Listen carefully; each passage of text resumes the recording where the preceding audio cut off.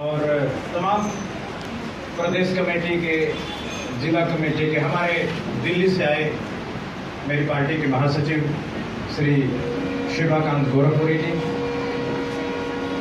यहाँ बम्बई से आए हमारे बहुत बड़े सॉफ्टवेयर इंजीनियर श्री अजय संघानी जी, बिहार से बिहार पार्टी के महासचिव सेक्रेटरी जनरल श्री अनमोल कुमार जी जो अभी रिकॉर्डिंग करने लगे हुए हैं, और तमाम दरंग जिले के, उदालगुड़ी के, कमालपुर जिले के डिस्ट्रिक्ट कमेटी के मेंबर्स, ब्लॉक कमेटी के मेंबर्स और तमाम पार्टी के शुभचिंतकों भाइयों और बहनों।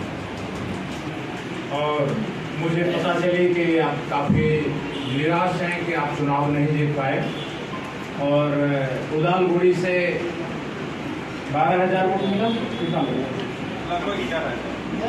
लगभग 11,000 वो वोट है जब कोई प्रचार का काम नहीं किया। ये 11,000 उन लोगों ने वोट दिया जो लोग बीजेपी को नहीं डरे। उदालगुड़ी में जो किसी भी पार्टी को, किसी भी गुंडे को नहीं डरते। 11,000 आदमी ऐसे हैं उदालगुड़ी में जो पैसे से बिक नहीं सकते। उन्हें कितना भी पैसा इलेक्शन के टाइम दे दिया जाए, वो नहीं बिकेंगे। 11,000 आदमी वो हैं जिन्होंने तय किया है कि वो अपनी जिंदगी में कितनी बड़ी से बड़ी कुर्बानी देंगे, लेकिन आजादी लेकर रहेंगे। ये 11,000 आदमी, 11,000 आदमी थोड़े नहीं होते। एक लोकसभा, पूरे प्रदेश की बात नहीं कर रहा हूं, पूरे आसाम में 59,649, 59,649 यानी लगभग 60,000, 60,000 लोग आसाम में हैं जो पैसे से बिकने के लिए तैयार नहीं है, जिन्होंने कसम खा ली है कि अब वो आसाम के लोगों को आजादी दिला के रहेंगे। ये संख्या 60,000, 60,000 मतलब आधा लाख से ज्यादा। ये 60,000 लोग ऐसे हैं जिन्होंने तय किया है कि वो किसी भी दलाल पार्टी के सामने घुटने नहीं टेकेंगे, चाहे उनको गोली मार दी जाए तो मरने को तैयार हैं, लेकिन वो घुटने नहीं टेकेंगे। हम ये जानना चाहते थे कि अगर हम प्रचार करते हैं तो बहुत सारे ऐसे लोग भी वोट दे देते हैं जो हमारे कार्यकर्ता नहीं होते। अगर हमारा भाषण आसाम में 50 भाषण हुआ होता, 50 जगह मैं मीटिंग किया होता, तो ये जो वोट आप देख रहे हैं, ये जो 60,000 वोट देख रहे हैं आसाम में, ये चली जाती 10 लाख। मैं वोट ले सकता था भाषण देख के इलेक्शन का टाइम, लेकिन पूरे इलेक्शन का टाइम मैं आसाम नहीं आया, ये तो आप जानते हैं। मैं खाली ये जानना चाहता था कि इस बार भारतीय जनता पार्टी के झूठ की आंधी चल रही है। ये आंधी जो उत्तर प्रदेश में 2014 में झूठ की आंधी चल रही थी बीजेपी की, वो झूठ की आंधी दिल्ली और उत्तर प्रदेश से बिहार होते हुए, पश्चिम बंगाल होते हुए आसाम में 2024 में पहुंची। ये जो झूठ की आंधी थी आपको नहीं मालूम था, लेकिन मुझे मालूम था।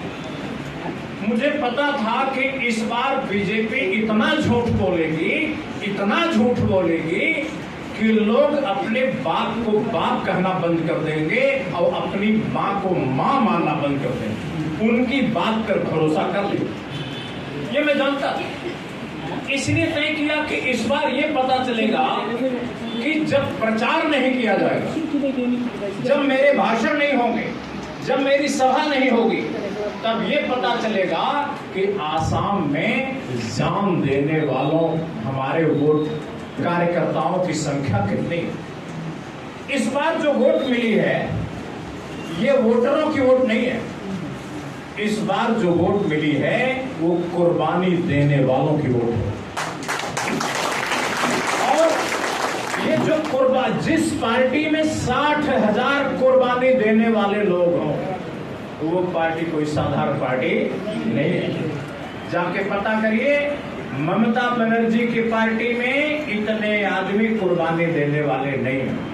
कांग्रेस में पता करिए, जब गुवाहाटी में कोई प्रोग्राम होता है तो कांग्रेस के 50 आदमी आते हैं धरने प्रदर्शन में, और वोटर्स पार्टी के 8,000 लोग पहुंच जाते हैं। बिना बुलाए 8,000 लोग पहुंचते हैं। भाई, ये जो आप सोचते हो कि वोट बहुत कम मिला, हमारे कुछ कार्यकर्ता डर गए या कुछ कार्यकर्ता पैसे की लालच में बिक गए, इसको बुरा मत मानो। जब दुनिया में क्रांति होती है तो क्रांति का जो पहला चरण है, पहला फेज है, उसमें मजाक उड़ाया जाता है। जब कोई क्रांति करने चलता है तो सबसे पहले मजाक उड़ाया जाता है, अरे तुम क्या क्रांति कर लोगे, तुम क्या आजादी दिला लोगे, तुम क्या वोटरों को पैसा दिला लोगे, अरे ये तो झूठ है, ये हो नहीं सकता, ये गलत बात है। कौन बोलता था? कांग्रेस वाले, बीजेपी वाले और ये आसाम के नेता, ये मजाक उड़ाते थे, मजाक। जब 10 साल पहले 2014 में, हमें याद है जब हम यहां आए थे और ये बात रखी थी, सबने मजाक उड़ाई। लेकिन आज कांग्रेस के नेता को कहना पड़ रहा है इलेक्शन में कि कांग्रेस की सरकार बनाओगे तो 8,500 रुपया खटाखट पाओ। बोला कि नहीं बोला? बोला। और अगर ये खटाखट पाओगे, ये बुद्धि अब काम करी, तो ये बुद्धि 2004 में काम क्यों नहीं करी? जब वो प्रधानमंत्री थे, उनकी सरकार थी। अगर कांग्रेस ने इसे फटाफट लागू कर दिया होता तो वोटर्स पार्टी बनाने की जरूरत पड़ती क्या? नहीं पड़ती, नहीं पड़ती। यानी कांग्रेस के कुकर्मों के कारण ये पार्टी बनी, और कांग्रेस का अंतिम संस्कार यही पार्टी करेगी। इसलिए कि कांग्रेस बुढ़ी हो गई है, कांग्रेस एक यथास्थितिवादी पार्टी हो गई है। कांग्रेस कोई परिवर्तन नहीं करना चाहती, वो चाहती है कि बस वो चुनाव जीत जाए और दिल्ली में एयर कंडीशन कुर्सी पे बैठ के सोए और अपने टेलीफोन नंबर बदल दें, जिससे पुराने लोग उनको टेलीफोन ना कर पाए। ये कांग्रेस का कल्चर है, उनकी संस्कृति है। इसलिए कांग्रेस को रिटायर कर देना वोटर्स पार्टी की जिम्मेदारी है। मेरे भाई, आप सोचते होंगे कि हम कामयाब नहीं हुए। दुनिया में क्रांतियां इतनी जल्दी कामयाब नहीं होती, और दुनिया में जो क्रांति जितनी जल्दी कामयाब हो जाती है उतनी जल्दी फेल हो जाती है। देश के एक एक आदमी को पता चलना चाहिए कि देश के खजाने में उसका हिस्सा है। जब तक ये बात देश के एक एक आदमी को नहीं पता चल जाएगी, अगर हमारी पार्टी के एमपी एमएलए बन जाएंगे तो ये क्रांति नाकाम हो जाएगी, फेल हो जाएगी। क्योंकि किसी आदमी को बिना संघर्ष के, बिना लड़ाई के उसको कोई चीज दे दोगे और दूसरा आदमी छीन लेगा तो वो लड़ेगा नहीं, आएगा नहीं, वो मान जाएगा कि चलो ठीक है, फ्री में मिला था, फ्री में चला गया। इसलिए ध्यान रखना, हमें इतनी जल्दी जीतने की जरूरत नहीं है, हमें चुनाव जीतने की चिंता नहीं है। हमें चिंता है कि जो हम झोपड़ियां देखते हैं, इन झोपड़ियों में देख के मेरी आंखों में आंसू आते हैं। जब इन झोपड़ियों को हम महलों में बदल देंगे तब मुझे लगा मेरी काम। मैं चुनाव जीतने के लिए पार्टी नहीं चलाता, ये बात ध्यान रखना। इस गरीब आदमी की गरीबी अगर दूर नहीं होगी, हमारे एमपी एमएलए जीत जाएंगे तो मैं दुखी रहूं, मैं खुशी नहीं हो सकता। इसलिए मेरे भाइयों, मेरे बहनों, एक बात ध्यान रखना, दुनिया चुनाव जीतने के लिए काम करती होगी, लेकिन विश्वात्मा चुनाव जीतने के लिए काम नहीं करते। मैं क्रांति चाहता हूं, क्रांति। और वो क्रांति जिस दिन देश के खजाने में भागीदारी मिलेगी, देश के हर आदमी को हिस्सा मिलेगा, 8,435 रुपया मिलेगा, महंगाई भत्ता जोड़ के मिलेगा, और अमेरिका, जापान, जर्मनी, चीन जाने की आजादी मिलेगी, वहां नौकरी, धंधा, बिजनेस करने की आजादी मिलेगी, वीजा, पासपोर्ट के कानून टूट जाएंगे, उस दिन मुझे खुशी होगी कि मैं आजाद।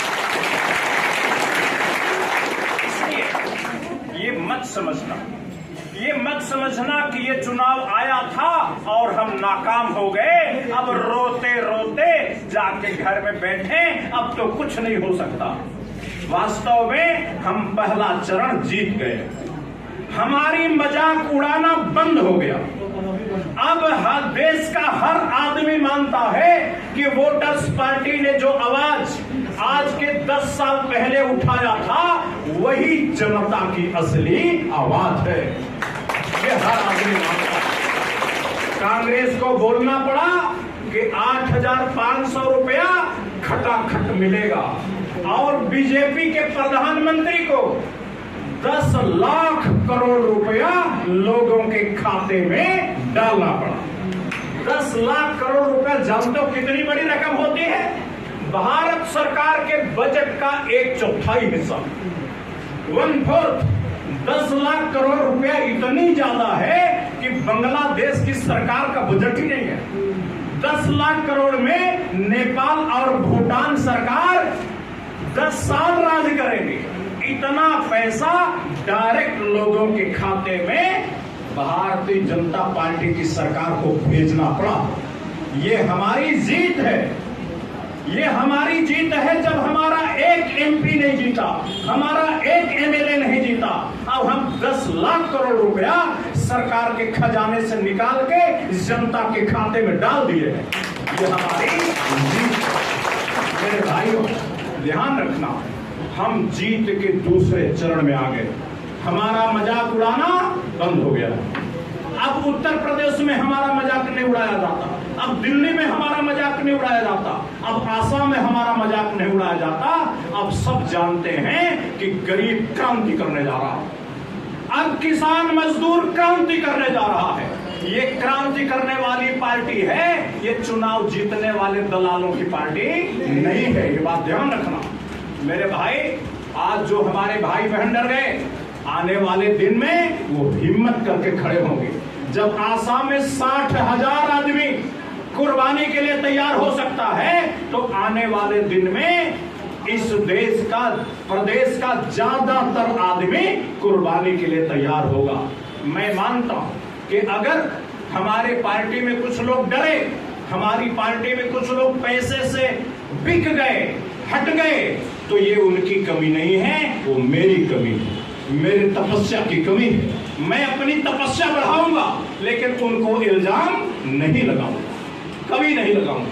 मैं मानता हूं वो कमी मेरी है, मेरी ट्रेनिंग देने में कमी रह गई होगी, मेरी तपस्या में कमी रह गई होगी, मुझे समझाने में कमी रह गई होगी।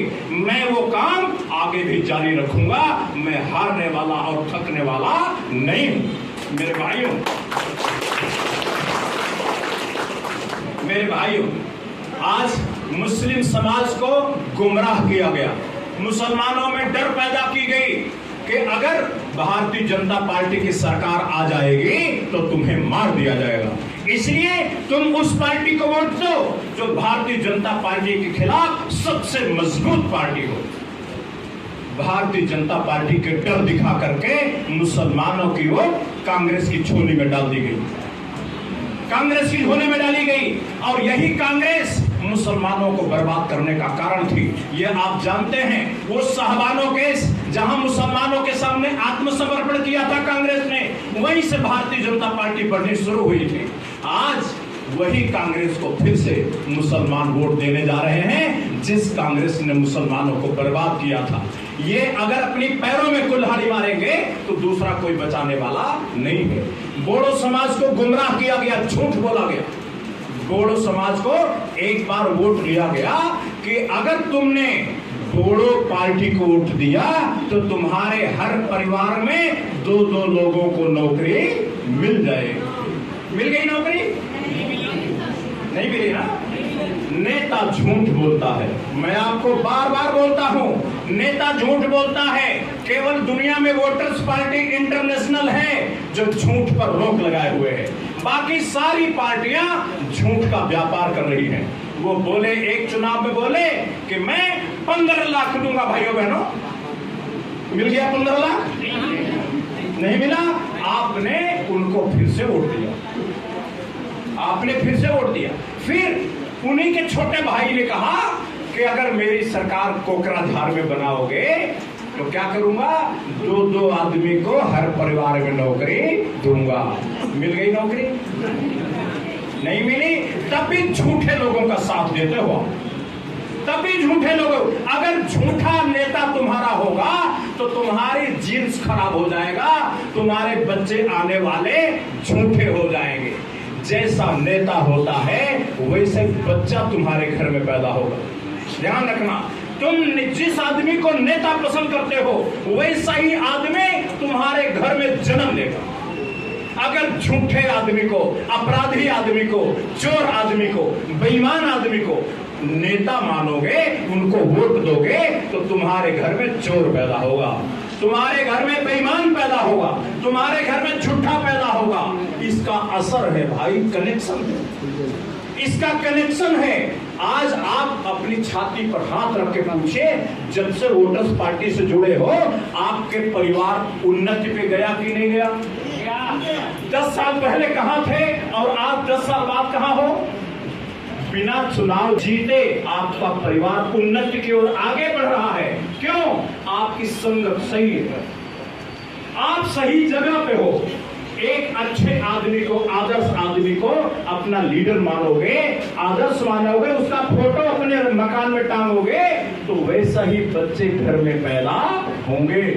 और अगर अपराधी का टांगोगे, डकैत का टांगोगे, चोर का टांगोगे, झूठ बोलने वाला को टांगोगे तो वैसे ही झूठे आपके घर में बच्चे पैदा होंगे। ये प्रकृति का नियम है, ये विधि का विधान। बोडो समाज को कहा गया, बोडो को वोट दे दिया तो बीटीआर का एक्सटेंशन हो जाएगा। अरे बीटीआर का एक्सटेंशन तो करेगी कौन? आसाम की सरकार। इसमें एक एमपी जीत जाएगा तो कैसे फर्क पड़ जाएगा? एक एमपी, 2 एमपी का असर क्या पड़ेगा? ये तो काम प्रधानमंत्री का है। अगर तुम प्रधानमंत्री के साथ तो रहते हो, बीजेपी के साथ 5 साल रहे, तुमने बीटीआर का विस्तार क्यों नहीं करा लिया विश्वनाथ चावली तक? किसने रोका था?